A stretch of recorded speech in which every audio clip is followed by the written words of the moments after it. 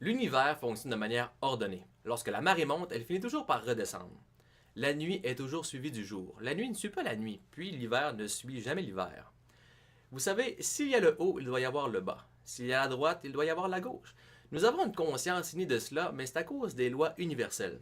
Mon mentor Bob Proctor voit les lois universelles comme le mode de fonctionnement de Dieu, et je partage également son point de vue.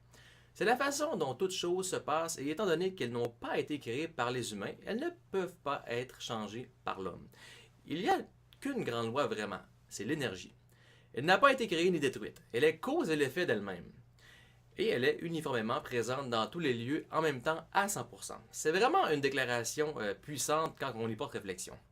Toutes les lois affectent tous les domaines de notre vie, et vous n'en trouverez jamais une faire son œuvre sans l'autre. Elles sont toutes entrelacées l'une dans l'autre. Elles sont réunies comme les couleurs de l'arc-en-ciel. Vous ne pouvez pas séparer l'une de l'autre. Au moment où vous parlez de l'une, vous parlez également de l'autre. Il n'y a qu'une grande loi, à savoir l'énergie est. Et quand vous pensez aux autres lois, elles opèrent toutes en coordination avec cette grande loi.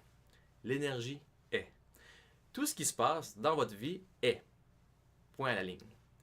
Prenez 4 ou 5 minutes, puis réfléchissez un peu à ces lois qui sont hors de notre vue. Et posez-vous la question à savoir si vous vous sentez en alignement avec ces lois universelles.